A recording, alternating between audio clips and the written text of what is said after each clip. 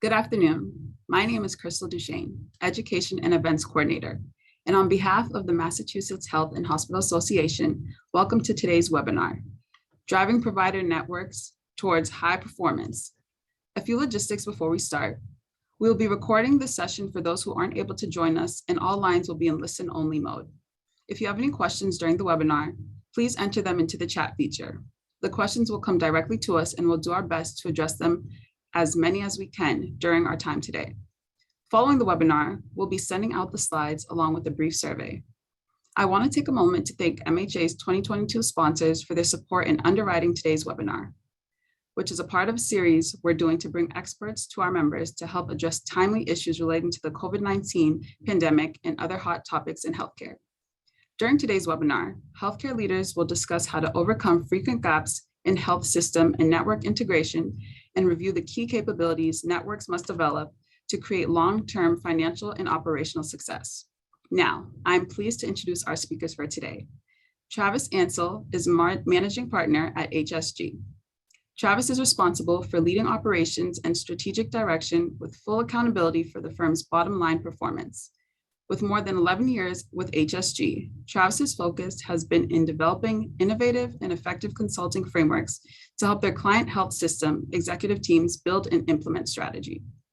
He has been responsible for the successful completion of 200 plus projects for acute care, regional and tertiary nonprofit and for-profit hospitals, health systems, critical access hospitals, and payers.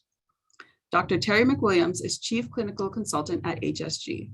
Terry's professional career started in the Navy as a result of a medical school scholarship program. He intended to leave the Navy as soon as he was eligible, but ended up staying for more than 20 years due to the full scope of clinical practice experience.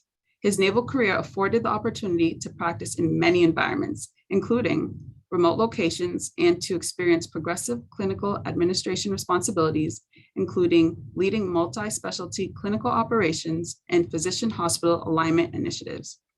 We are delighted to have you both here today. So without further ado, I'll hand it over to Travis.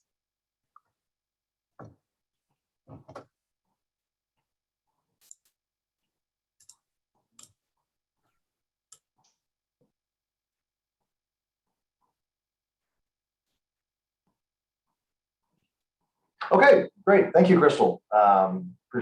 Apologize for the brief technical difficulty of getting my camera to turn on. Appreciate the time, everybody. Terry and I are more than pleased to talk about driving employee provider networks towards high performance. Today, as Crystal said, we'll be giving an overview of our thought process and philosophy around how employee provider networks, how we've seen them evolve, especially over the last 15 years, some of the common challenges that we're seeing even now employed networks struggle with in terms of getting providers, administration, health system on board, heading the same direction, heading the same strategic direction, and what it takes to really get there and kind of get out of that day-to-day inertia that's created from running a large employed provider network.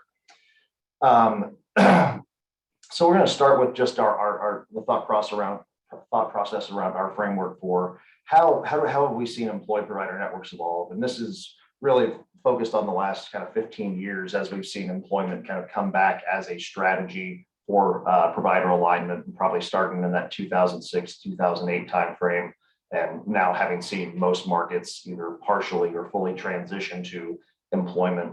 What we've seen is when we created this, Terry, around 2012, 2013, we started wanting to put employed provider network leadership. We were hearing lots of challenges, lots of issues, and we started to basically hear the same challenges, depending on just basically how long a health system had been utilizing employment as a strategy, and how fully they had embraced employment as a strategy.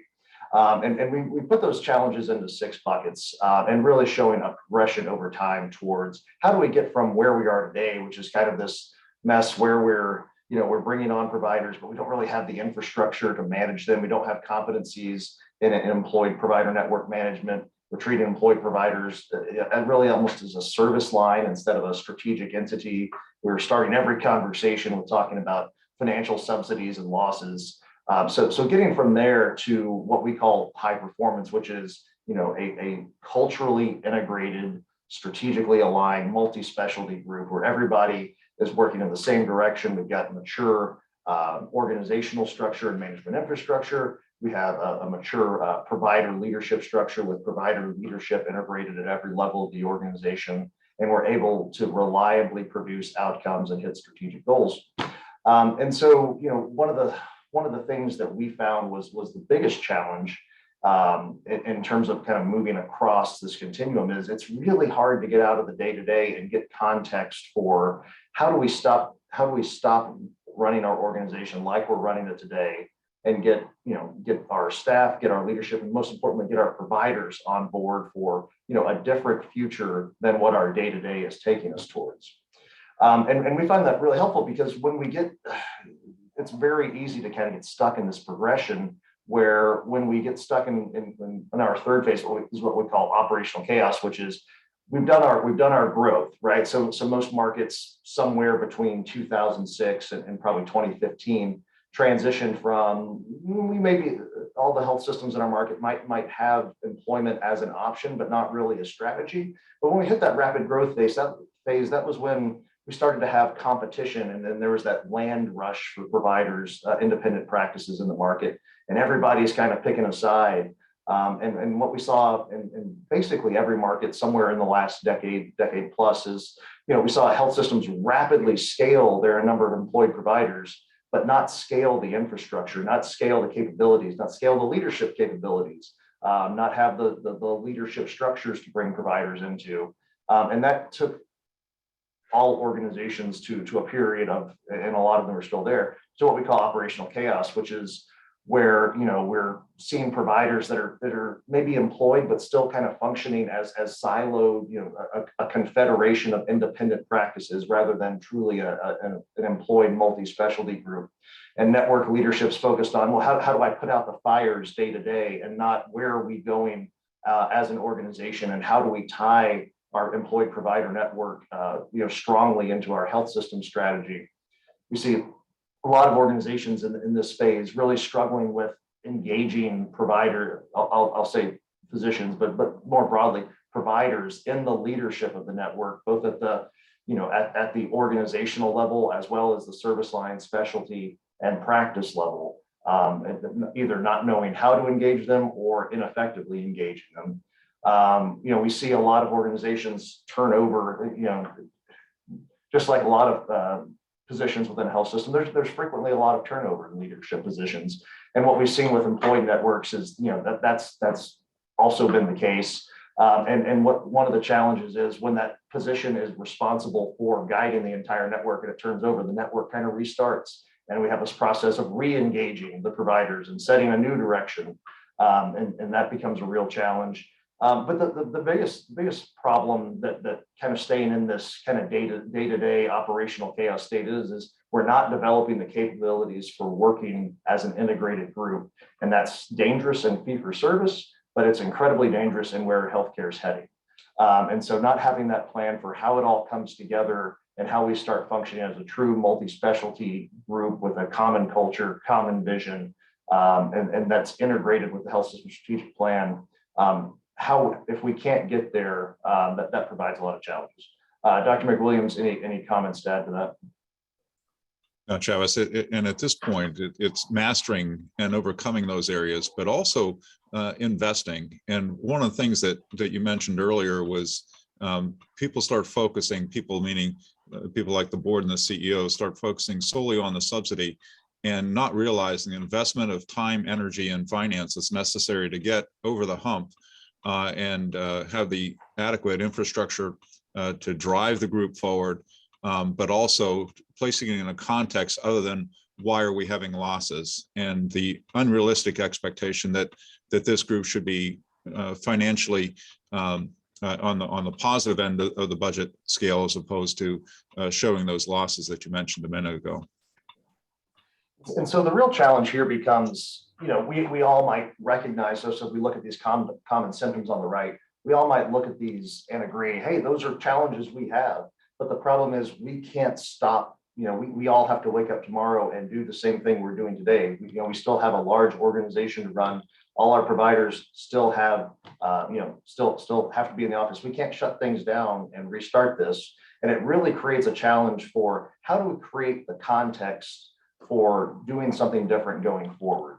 And so that takes us to our next section, which is introducing, kind of how we think about what we call transformation, but really is how do we take the current state of our employed network and set it on a different trajectory so that we're moving towards, again, that culturally integrated, strategically integrated, multi-specialty group that we desire to be, that's going to help the entire system succeed in a quality and value-based care world versus where we're at right now, which may be, maybe more aligned with that confederation of independent practices that may not have the resources it needs in order to kind of get over the hump.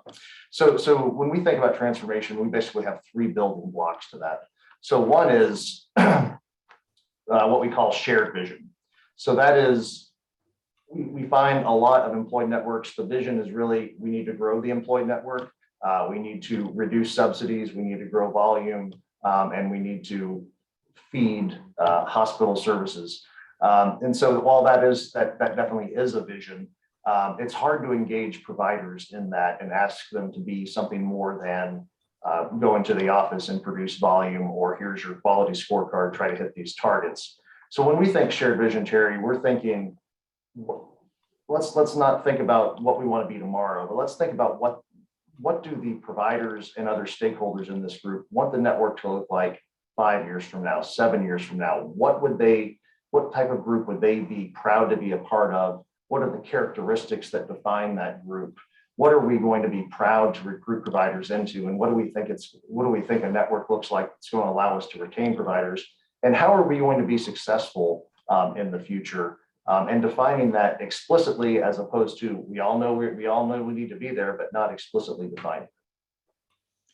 And to expound upon that just a little bit, Travis, this shared vision is a narrative document that's 2 or 3 pages long, back to the detail you just mentioned, that really outlines that ideal future state from multiple stakeholders' perspective, both the administrative and executive side, but also on the provider and network management side, coming together and coming up with that detailed view of the future that doesn't leave a whole lot to the imagination.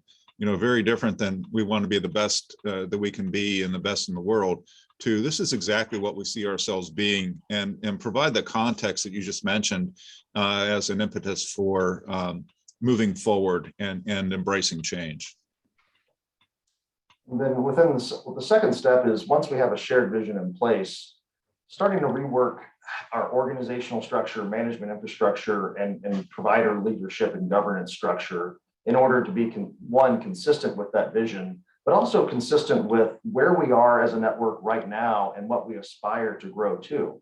And what we find, even here in 2022, is we work with a lot of employed networks whose kind of management infrastructure is the result of piecemeal change that has been made iteratively over the last 10 to 15 years. We added a specialty, so we add another manager. We employed these 5 practices, and now we add another manager. And so we end up with these organizational structures that frankly have, and management infrastructures that frankly have a lot of gaps in them.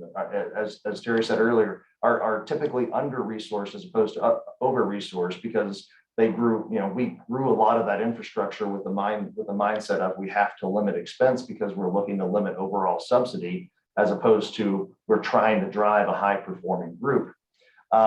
And then the other part of that is, really, we find a lot of organizations struggle with, if I'm going to engage physicians or providers in leadership, what am I asking them to do, and what are they trying to help us achieve?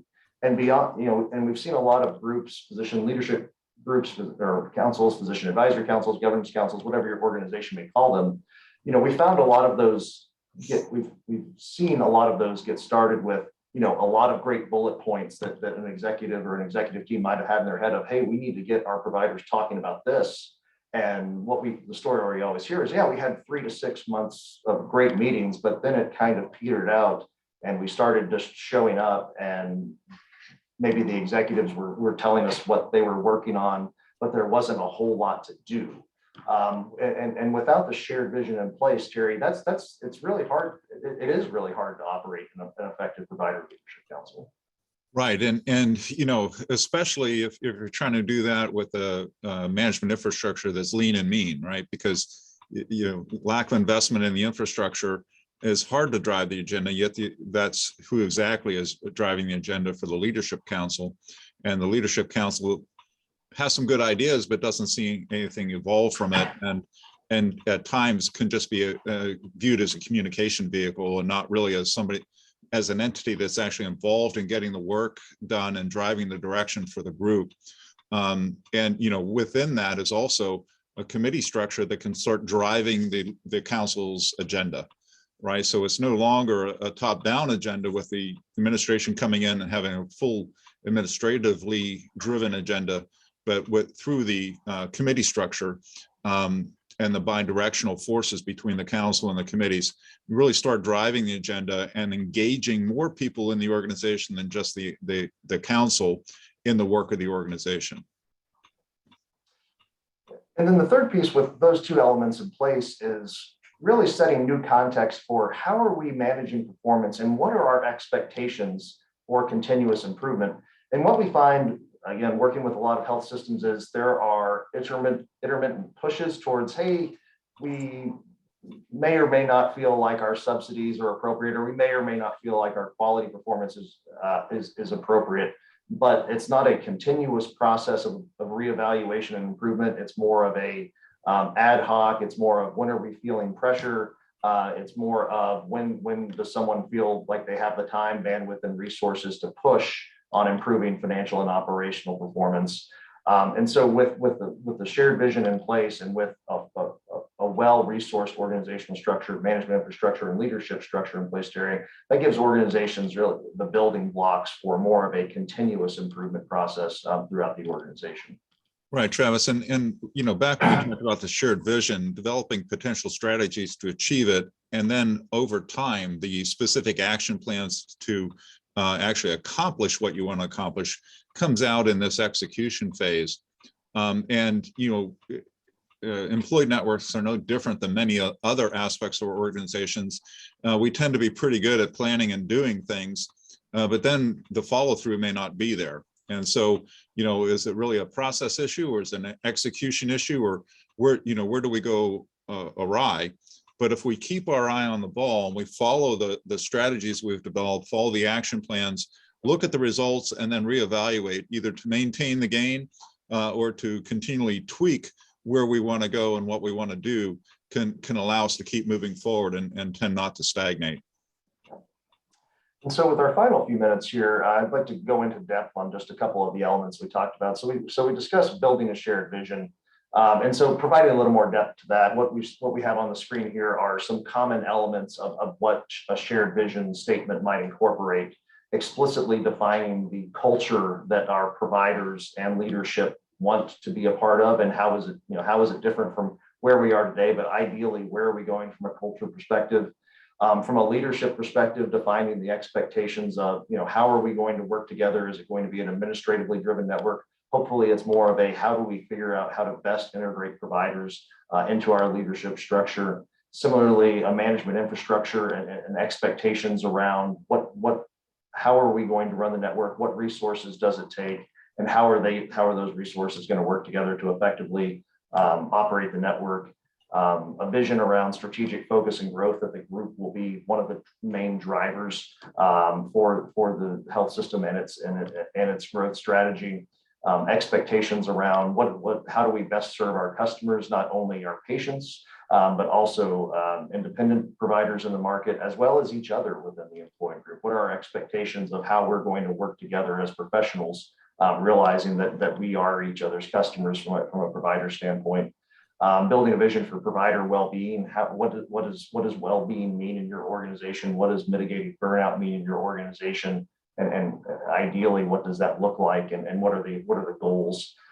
Similarly, with quality, what are our expectations? How are we going to work towards where we can reliably hit quality goals and continuously improve performance on quality metrics? Brand, we typically find for groups that haven't been brought together especially well and are kind of hanging out in that operational chaos state, we may have a logo, we may have a name, but what we don't really have is a brand.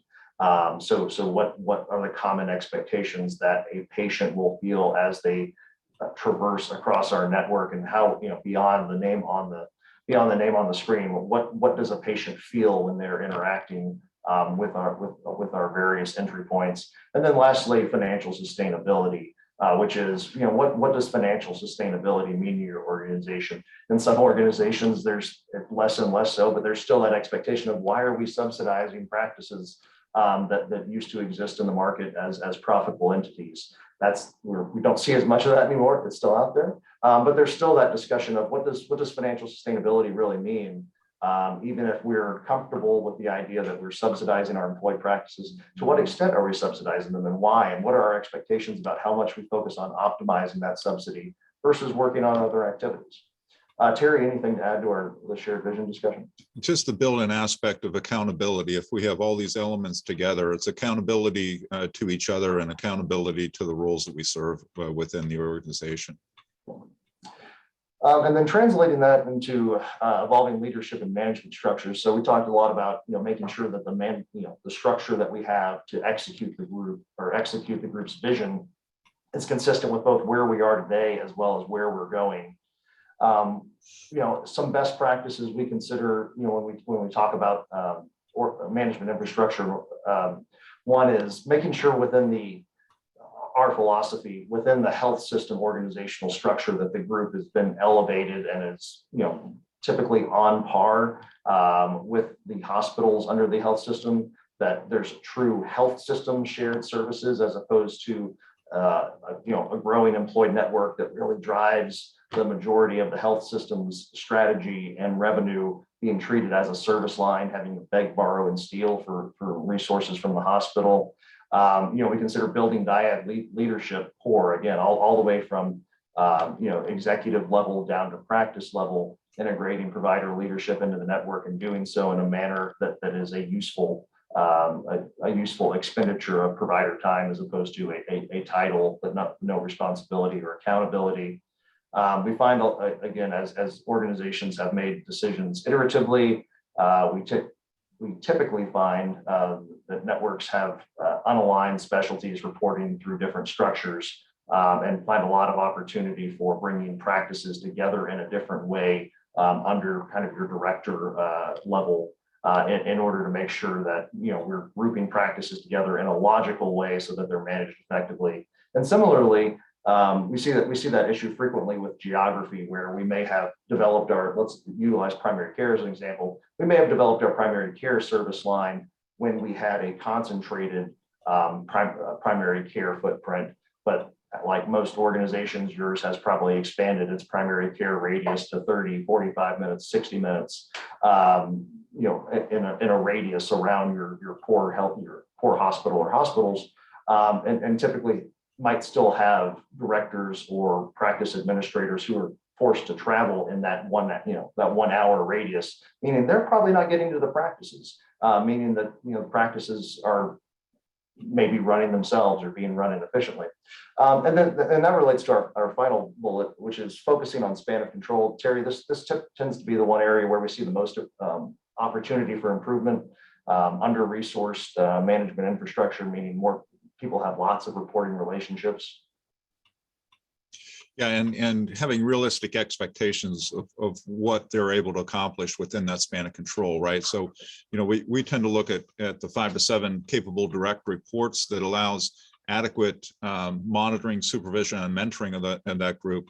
And in that lean and mean mentality we talked about before, very often span of control far exceeds that. And add in geography, mixed specialties that are being led by a single individual, and it just trying to find a framework that allows for adequate span of control in a geographic region with aligned specialties tends to be a good recipe for better management.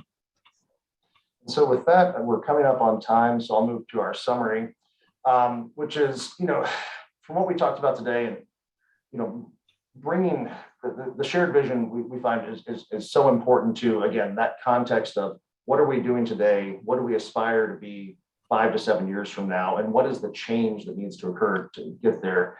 Frequently, again, it's the provider engagement piece and getting providers engaged and what do we want to be? How are we going to get there? And why are we trying to do something different than what we're doing day to day right now? Tends to be our framework for positive change and kind of gives a roadmap to where do we want to go, as opposed to, the out of context, hey, we need to be doing something different, type of decision making that we might see occurring in most employed networks now.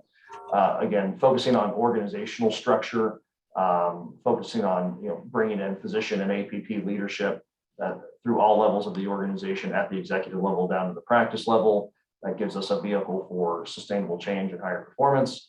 And then utilize it as we have an infrastructure that matures, utilizing it to unify, complex areas like compensation.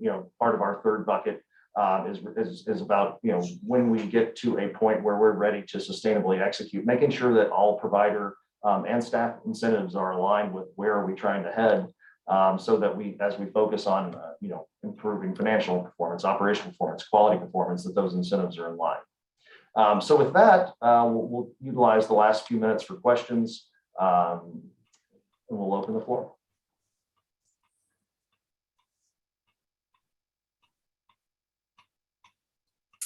Travis, Terry, thank you for that important update, diagnosing employed physician network challenges and building plans of action to address those challenges. And just a reminder to our audience, please feel free to put any questions you have in the chat box.